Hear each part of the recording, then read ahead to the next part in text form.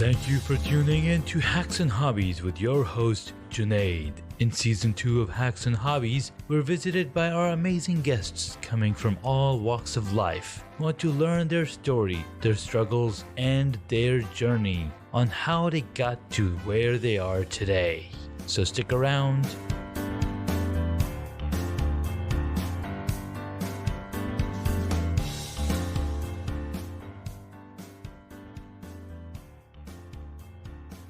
Let's get started, man.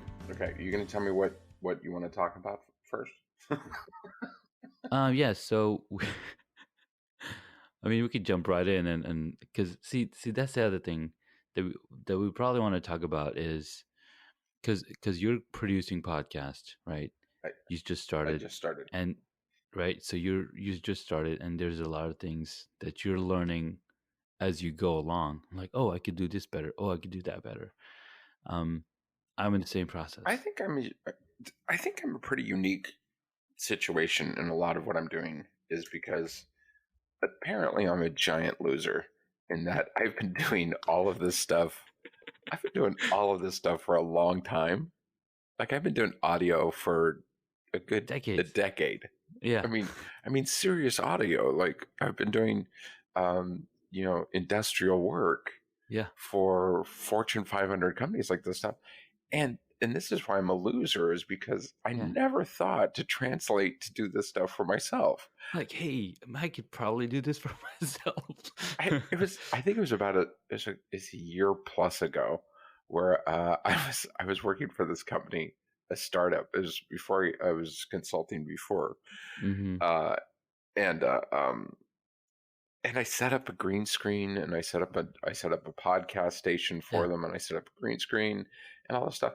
And the thing that was funny about it is I didn't have a single question on how to do all that stuff because I've done it so many times. Yeah, it's like driving a car. Yeah, I know exactly what to do, and I know exactly how to go about doing it and doing it very well.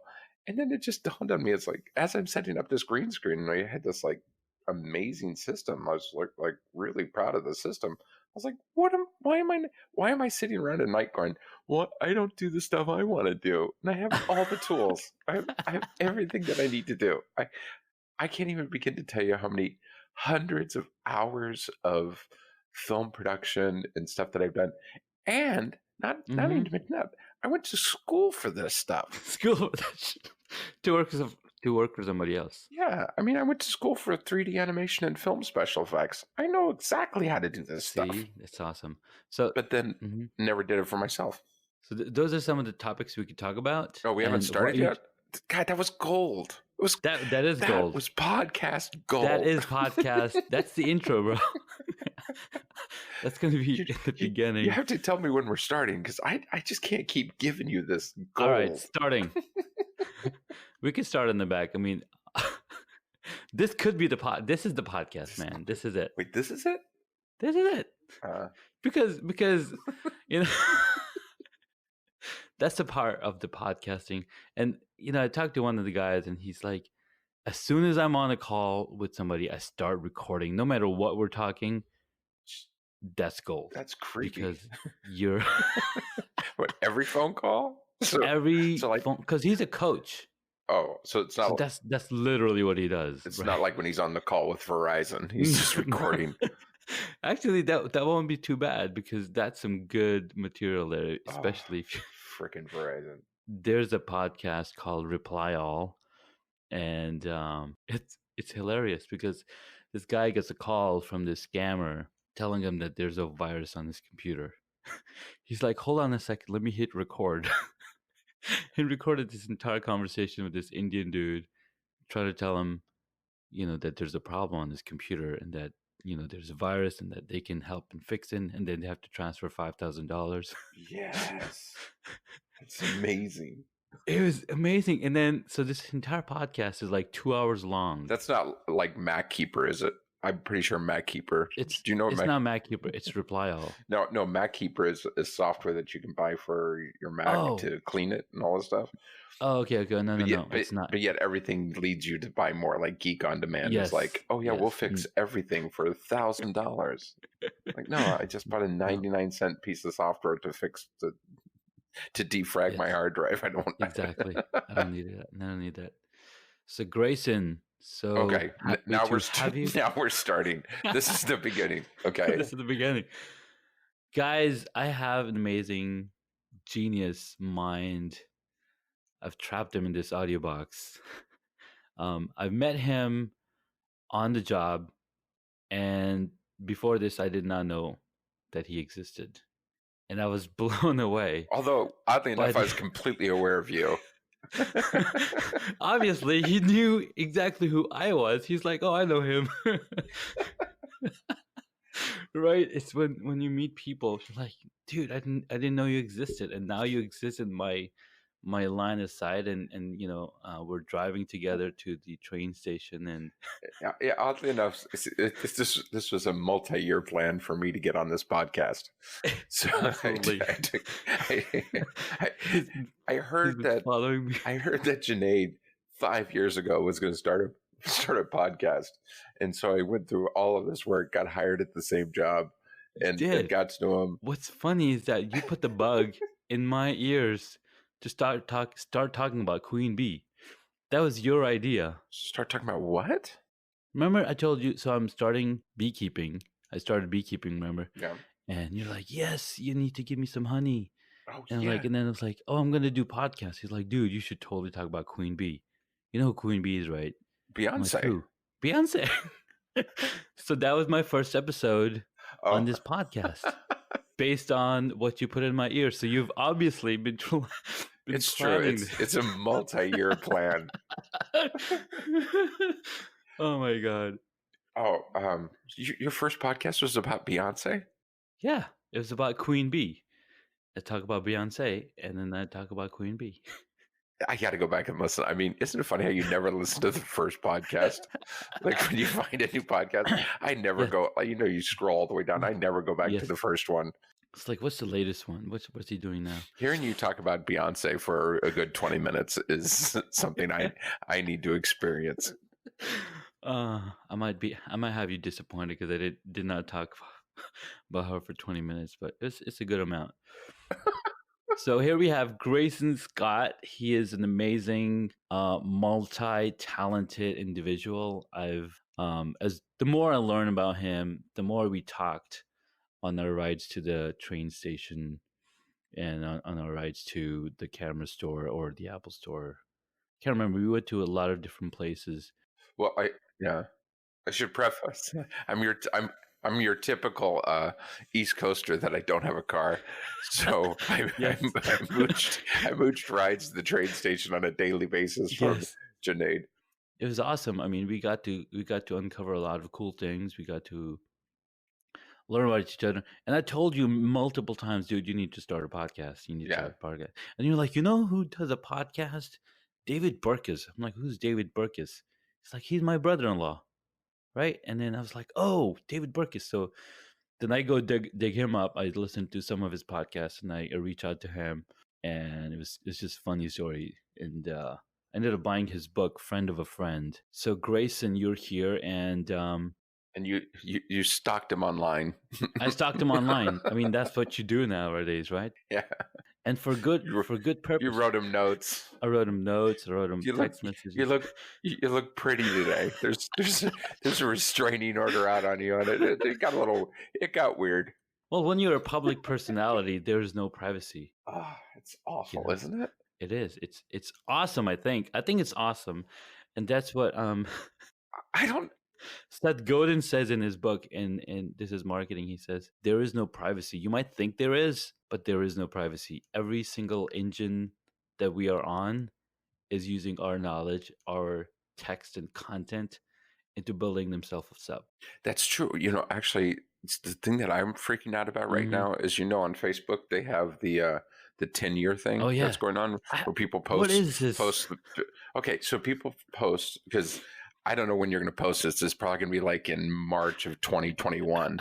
So back in the days when there used to be a Facebook, right before flying cars or whatever in the future you actually post this.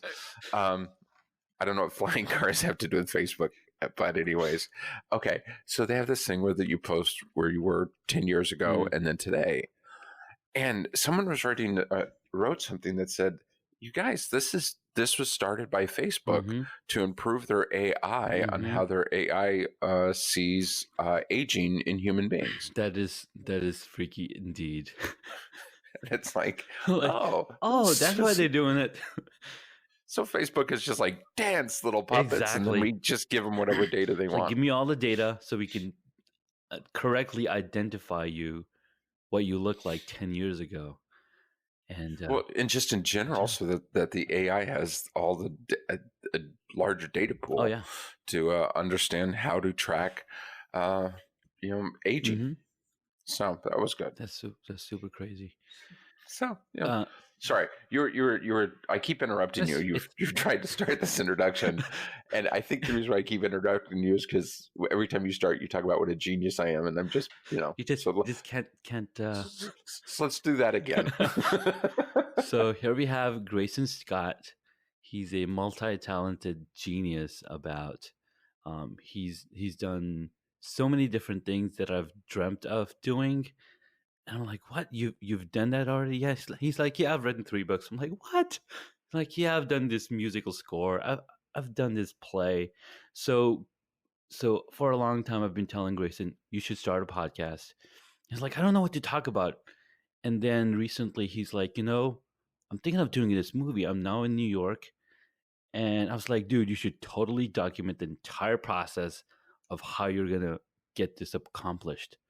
And that's going to be a really good material for whatever it is you want to do from there on. And Grayson started that podcast earlier this month, I think. Yeah, well, it's a new year.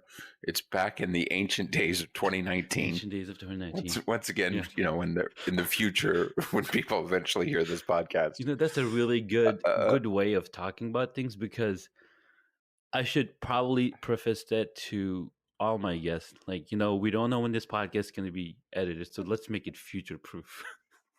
Yeah. Back before the days of the dystopian wars, and back in the savage years of 2019. No, actually, it's right. Janae had been pushing me to do this podcast, and that was the thing, is I wanted to have something to say. And honestly, I was going to do the film regardless in 2019, or at least get it started. But the thing that really pushed me over the edge was my daughter came out to hang out with me during the holiday season, and she's this amazing artist, right? And her goal in life is to be a storyboarder at Pixar, right? That's what she wants more than anything. That's amazing. And she's getting really good at it. And the thing that I thought about it is what. So years and years ago, I interviewed at Pixar, and one of the reasons why I didn't go there was essentially when you get a job at Pixar or any animation studio, you're hired for the couple years that for that film, and then you have to reapply, or you have to get invited to be a part of the next film. Otherwise, you're just unemployed again. Oh, wow. Right? Every single production cycle, you have to get re-invited in. It's like a reevaluation. Revaluation. Go on, try one more time. That was fun. Go on, just one more time. It's like a reevaluation you get. No, that wasn't it either. Anyways, so the thought was that she wants to go into an industry of entertainment, which is a rough industry. And so what finally got me off my butt was that was really for her. And so that she's still in high school and she has a few years. And so the idea is to really document a process of making a film, of an indie film, from beginning to end. What it was like to write the script, what it's like to try to get funding for it, what's it like to actually cast and have all the production problems and have all of the stuff. And the idea is the step by step so that she can actually use it, hopefully, when she wants to do some of this stuff on her own when she gets older. So that was the thing that I was like, I really need to help out this amazing young woman. So it's been going well for the 17 days that I've been doing it. And in a day of ADHD, I could be done I could be done next week. You never know when your brain's just going to go, here's the next thing. You know, what's funny is I got to speak with Kevin J. Roberts earlier, actually last year.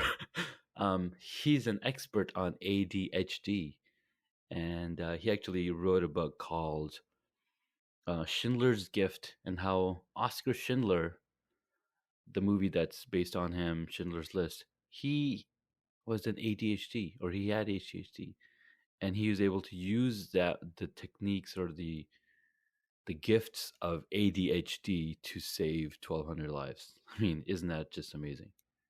Yeah, that is. Actually, there's a lot of really famous people that actually have it, that have to deal with ADD. I have a particular sort that I was diagnosed with because they tested me, and I was off the scale. Like literally, the doctor's like, we can't document how weird you are.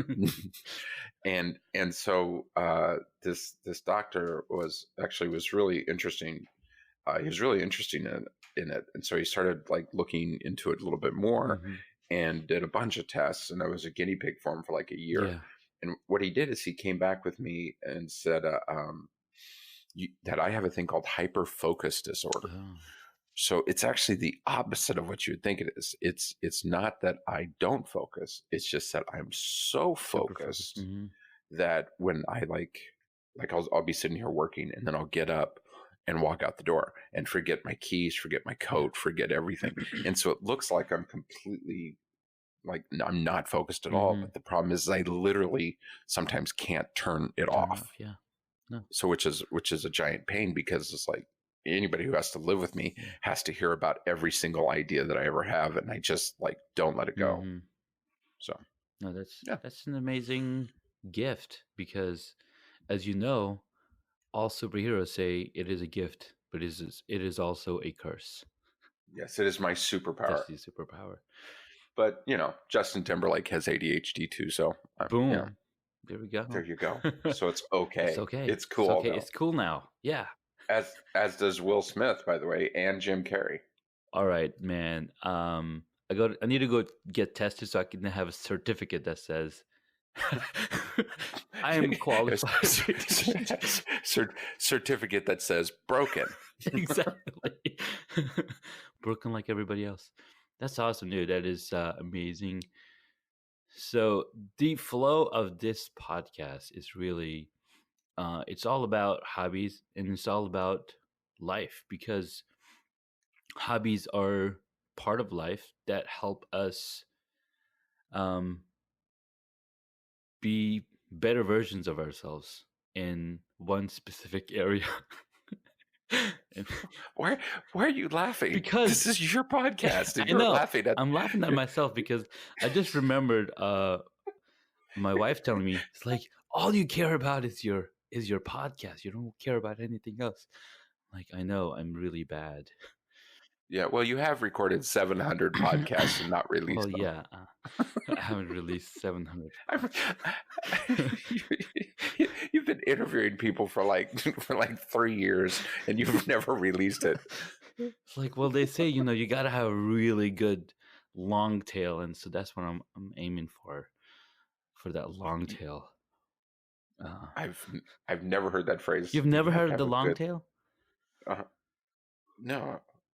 No, but you've been in marketing. How do you not know about long tail?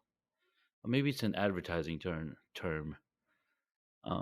Long tail. So when you do Google search and when you search for terms and you look at keyword retention, you'll see a spike in the middle, and then you see, people are still searching for that same term, just not at a higher frequency. over time. So you get to see, oh, people are still searching for that term, and where is these terms going to, where, like who's turning up on those searches. So that's the long tail. So not just focus for the high hits, the heavy hits today and tomorrow, but also look at who's going to be searching for your content 30, 60, 90, 120 days from now. So that's the long tail. Oh, yeah. Okay. I got it. There you go. Okay. Now we've learned something. Now we've learned something brand new. I mean, we haven't done that in the past 700 days. Well, you haven't released the podcast that you've been doing for people the past still 700 have to days. Wait. Like people are going to be like, "This is a really good podcast," but it sounds like he interviewed people in 2002. That's something Gary Vee also always says. He's like, I wish I had documented the process of me taste testing before I could even drink wine, because he was like 16 years old and he's tasting dirt, he's tasting grass. It's like, oh, basically developing his palate. So documenting is great, and that's where you're on the right step, man. Doing the podcast and documenting the process, and the reason behind it is simply amazing too. I love it. Yeah, I think so. It's something that I'm actually having a lot of fun doing it too. But I did. Okay, so I'll actually talk about the hobby. Let's get to the hobby as opposed to all this other stuff. By the way, I'm going to talk about the hobby, and then I'm going to instantly diverge. That's fine.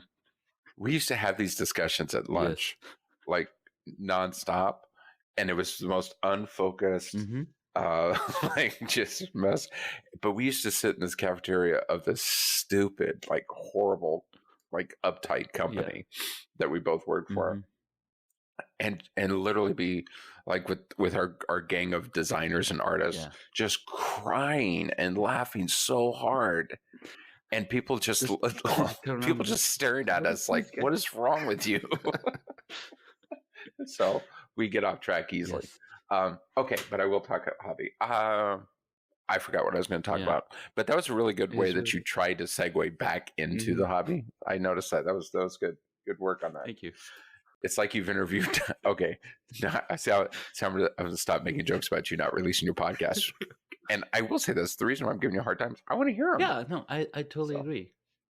So, well, no, you have heard them. I hope. I've heard them. Okay, so yeah, no, I'm having a great time doing it. I will say the biggest challenge on a personal level is doing all of the stuff that it takes to grow the podcast. So I'm writing a blog daily. I'm doing bi-weekly podcasts, and then I'm going to do monthly video blogs that basically sum up everything that's happened during the month. Nice. So I'm doing all that, plus all of the work that it takes to actually write the film and try to do everything that it takes to actually make the film. So it is interesting, but I have a good start on it, and I think it's actually going really well so far. Like the script is pretty funny. So I should preface saying that. So what I'm doing is a romantic comedy set in New York City. So we're going to film all throughout New York City. And I do have a background doing stand-up. So I do stand-up in New York, performed at the Comedy Cellar and a bunch of really great places. Been doing stand-up for several years. So what I'm doing, it's really interesting, is that I took the outline, but then when you're doing stand-up and you're going to write a joke, essentially what it is in stand-up is that you have to have a joke every 10 seconds. So if you actually look at the really great people, you could literally time their jokes every 10 seconds or shorter that they're actually getting a laugh. Other than that, it just feels too long, which means the average person speaking, that's 26 words. So you have 26 words to set up and deliver a punchline. So if you're telling a story, you literally have to pace your story by every 26 words, have some sort of laugh. And so I'm doing that with the film too. Nice. So everything that I'm doing is like I have it down to my outline is completely done. So I know exactly what I want to say, I know what I want to do. And then it's a matter of going through and every 26 words having some sort of punchline. Nice. And the trick is to make it so it doesn't sound like a sitcom, because a sitcom is set up, punchline, set up, punchline. So yeah, it's fun. The beginning of the podcast, we were just talking and rambling. So now that you've given me this data, I'm gonna have to go look, and because we were laughing a lot. Like, was it every 26th word that we had a joke or? Oh no, I'm not. No, but see, that's the things about stand up is that it's so scripted. Yeah. Like people the whole idea of stand up is to make it sound like you're just having a conversation. Oh man. But every single joke has been tried and true and tried and bombed, and you have to restart, and like there's so many jokes that I think is just absolutely hilarious that I haven't been able to bring to fruition because I literally have written jokes where I'm at home laughing, just laughing and crying, and then you go to work and you tell it to some of the people that will still listen to you because you're an annoying comic always trying out material, and they laugh, and then you go get on stage and it just dies. Just not gonna work because it just doesn't work for one reason or the other. It's because you've built a repertoire with people that you've been around, and when you deliver to a brand new audience, they don't know who you are. I'm like, well, that's not really funny. You might be funny, but that specific line was not funny. Yeah, and you just don't know what is gonna upset them. And it's also order. Like I have jokes that I've done that were dying, but then I changed the order they come in the set, and they really work. So the joke that you say beforehand will definitely have an effect on the joke that you say afterwards. So, but to write an entire script like this is really fascinating. It's fascinating. It's like working a puzzle. I have 82 scenes, and 82 scenes that average out to 2-3 minutes per scene, but then you got to think about every 5 to 8 seconds you're having an edit, right? So you're to write all this stuff, and then the other interesting thing is as I'm writing this, you have to think about, can we actually film this? Like one of the scenes is when I was a kid, my my dad really wanted me to go out and hunt with them. Like, and that's just like I should say it on a personal level, even as a kid, I love big cities. Like I am a New Yorker through and through. You're a city boy. I literally go to New York to relax, like the sirens and the people and all that stuff. I just get there and I'm like, this is nice. Where most people are like, this is the worst. So my dad, when I grew up in Colorado, so they'd take us out like up in the mountains at like 3-4 a.m. and make us sit in just like a patch of wet grass in the middle of the trees, hoping a large mammal would come by that we could shoot it with bows and arrows. And if we ever did shoot it, then you have to track it and then murder it and skin it. And this is not something I wanted to do on the weekends, right? but my dad really wanted me to do it. And so what would happen is he only took me twice. And the first time we sat in this wet patch of grass in the middle of the Colorado Rocky Mountains, and I got the hiccups like really bad. Right. And I'm not talking like, just like hiccup, I was like making sounds like, like right. I was like just over and over. And my brothers were like, shut up. Just shut up. Right. I was making all these sounds. And then my dad goes, if you don't shut up, I'm going to tie you to a tree and use you as bait. Right. like, how are you being? It's like, oh. So there's like that scene. There's a scene like that in the movie where we're going to cast this kid and he's going to have to go hunting. And so, but the thing is like, okay, but how do we do that? How do we actually find a location? How do you, and not only that, how do you get a crew out to the location? How do you get a minor, a young actor and his parents, I'm assuming, to travel to that location to do all this stuff on a shoestring budget, you know? And so there's just stuff like that, little things like that, that's like, yeah, I really want to include this, but how do you rewrite it so that you get the same effect? Same effect. And I think I'm just going to do it in Central Park. Yeah, why not? You could totally, green screen the heck out of it. No, I don't think you have to. I think what happens is I was walking through Central Park and there's a few places where there's like really dense trees that you could just do a close up. Yeah, that's all you need. It'll give them the idea that you're in a forest. And then there's stuff like, okay, so I want to shoot in Central Park. What sort of permits do I need? Yeah, that's right. You got to get those permits. Well, the thing, and with permits, I found that as long as you don't have a crew above 3 people, you don't need you don't need a permit, right? So that's why you see all these NYU and Columbia and all these film students just running around the city, especially in Greenwich Village. You just see them running around shooting all the time. That's pretty funny because they don't need that. But you may need a special permit if you're going to do it in a park. Anyway, so the point is I'm trying to do all the marketing, trying to do all of this stuff. And trying to write and put together the production, and it's crazy. No, that's just amazing, and have a job, and have a day job amongst all this stuff. So yeah, man, that's what you get for being so creative and talented, and I have the same problem. But I'm not working on a whole movie. I'm just working on some chapters, working on a book, and the podcast. That's it. That's my life. I had some really good questions in the middle, but I just want. But I totally forgot. Should have written them down. But one of them was how you mentioned. What I respect is your professionalism, Janae. I totally forgot those amazing questions.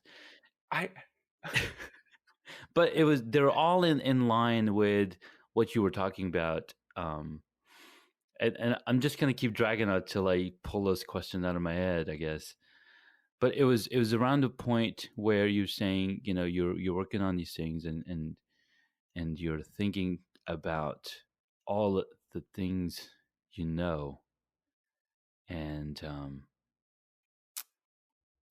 yeah, whatever, dude. We're gonna have to have another podcast just so I can go re-listen and be like, hey, remember that time we had a podcast? Wait just a second. Did you just say we're gonna have another podcast because I really wasn't paying attention? Because I wasn't paying attention. You're like, I really wasn't paying that much attention to what you're saying. No, I was really enjoying what you were saying. I didn't pay attention to my own questions to write them down. And by the time I grabbed the pen, they all disappear. But what's awesome is the process of doing this, and there's billions of people in the world, and you'll discover people, and they're like, yeah, they've been doing this for a long time, and you're like, how did you get into this? I'm like, well, I was a professional at it, and then I decided that I didn't want to do that anymore. And I just did it. Like, yeah, I totally, I'm very, actually really upset with myself at the moment for that exact thing. Because don't be, because there's no point in living in the past. We got to make the future.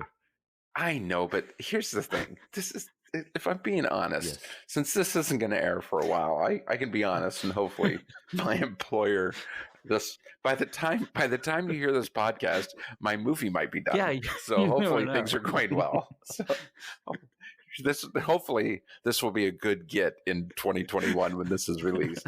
Because Grayson Scott, the director of the latest Academy Award-winning indie film. Hey man. Anyways, what I was going to say is, I always wanted to do Mm-hmm. this. Like literally always wanted to. I got into design to to help me in my film career. Hopefully get into this.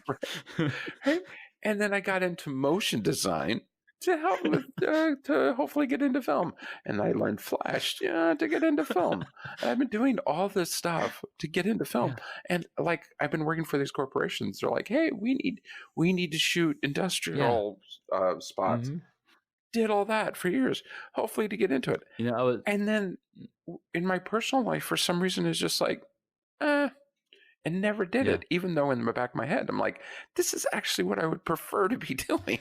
One thing, again, I'm going to mention this genius dude, Gary Vaynerchuk.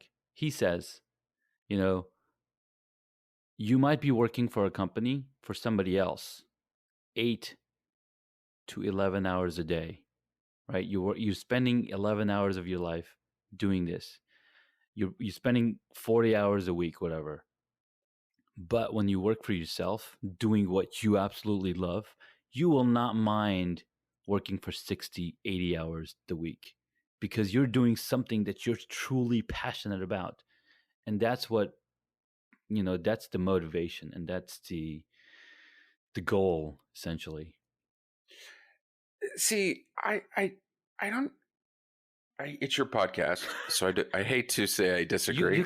You can disagree, man. I do not care. I don't disagree with you. I disagree with his statement because I had my own company, and I was doing something. I was doing my own stuff for a while, and it was my own company, and I was working like 20 hours a day, and it almost killed me. But the question is, were you doing a movie? Yeah. Right. That's what I'm talking about, essentially. So what you're saying is that if you do what your natural propensity, what you're naturally drawn to. See, I believe that. I honestly think in one of my books that I wrote called The Third Age, there's a thing in there where this is set way in the future, where basically the human race has figured everything out. That's around the time this podcast is going to be airing. So So, and one of the things was there was a person in it whose job it was to help people find their purpose. And what the thing was is that, and I'm going to get very, very ethereal and very out there for a second, is that I think one of the reasons why the world is so far out of balance is because people aren't doing what they're supposed to do. And I think if people did the stuff that they were naturally drawn to, if they did the stuff that internally, almost like an instinct, instinctively we're drawn to do certain things, but most of us don't do it. So in other words, I want to make films. That's the thing that I really want to do. But if I make films, how do I eat? How do you eat? Well, there's people out there who want to do nothing more than bake and make food and just love that as much as it. And there's people who actually really do love government work, which is just mind-boggling to me. Absolutely. There's people that love to do these things, and I think for me, it's just an interesting phenomenon because we don't give ourselves permission to do these things. And I think that's where I'm the thing that I'm coming to at this stage in the game is I have finally given myself permission to do what I want to do. Because I mean, I was once again being raised in Colorado. You don't go into the arts. No. That's just not acceptable. And so, my family and everything, the way that I was brought up, it is not acceptable to do all this stuff. And so you find that you're carrying all this stuff around.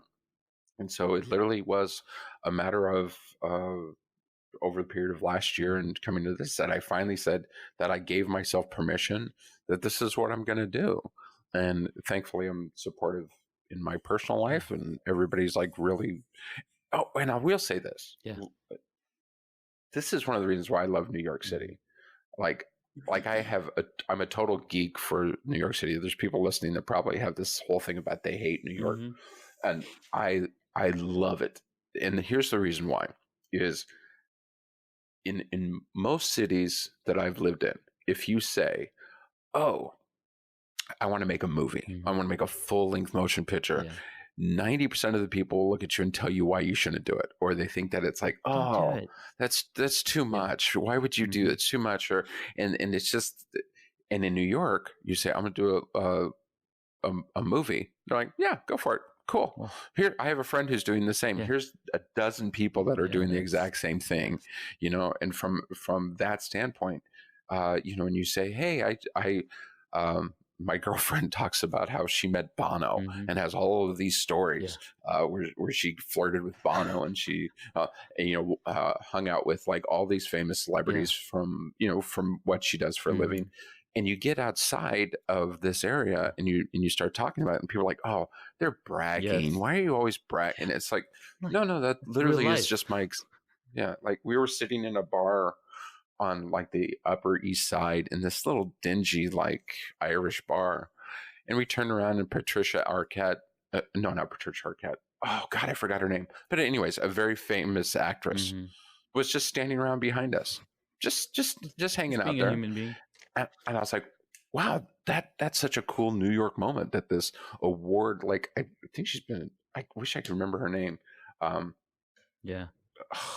Anyways, I'm dying that I'm going to forget her name. But anyways, but you know, so you have this stuff, and that's what I love about the city is that whatever dream that you have, people are like, yeah, go for it. Doesn't matter how big it is. And so I think that had a lot to do with it. Is like being here now, people are like, yeah, go for it. It's awesome. I love it. Well, Grayson, this was an amazing conversation. I loved it from the beginning. I don't even know where the beginning is. So which beginning? We gotta figure that out. But tell my audience, tell these amazing listeners, where can they listen to your podcast and where can they find you? You can listen to it on just about any podcast platform. It's called Grayson Squat. Grayson Squat. So you really have to do me a favor and edit that out. I've never said that in my entire life, and that is not something that I want getting out. Maybe because you're squatting all the time. Oh God, don't tell Dimitri. Don't worry. Oh my God. Okay, so ask me that question again, because you're going to please edit I will that edit out. it out. Okay, so ask me the question again. So Grayson, it was really amazing chatting with you today, and let the audience know. Why don't you let the See, now I'm gonna fall over the place. Take three. Hey Grayson, this was amazing chatting with you. We had a lot of laughs, and I'm sure the audience had a lot of laugh as well. So why don't you tell the audience where they can find you and listen to your podcast? Okay, you can find it on just about any platform. It's the Grayson Scott Memoirs. I changed the name of that. Did you know that? I did. I listened to all of your podcasts. I should mention that, because that is one question I'd like to get feedback from everybody in the audience about. But anyways, Grayson Scott Memoirs. It's on Anchor, Apple, Spotify, Google, wherever you want to find it. It's there. Or you can go to lifeofgraysonscott.com and follow along on the blog. And then also you can go to Life of Grayson Scott on Instagram, which is great, because that I post a lot of my photography that I'm using as kind of pre-production, where I'm doing scouting locations, and I'm posting a lot of the photography up there, and have a pretty decent following on Instagram. That is fantastic. Thank you so much, Grayson. I will be sure to include all of those links on the page, the show notes, and who knows what they'll be when you actually post it. Oh my God, what I'm saying. But I'll post the ones that you mentioned, so that way they can quickly go to them. Thank you for your time, man. Awesome. This is awesome. Thanks, man. This was fun. We should do it more often. Absolutely. Talk to you soon. Thank you for listening to this Hacks and Hobbies episode. Junaid would love to hear from you, so please leave a rating or a review on Apple Podcasts. Visit hacksandhobbies.com to find additional information on the guest today, as well as the show notes.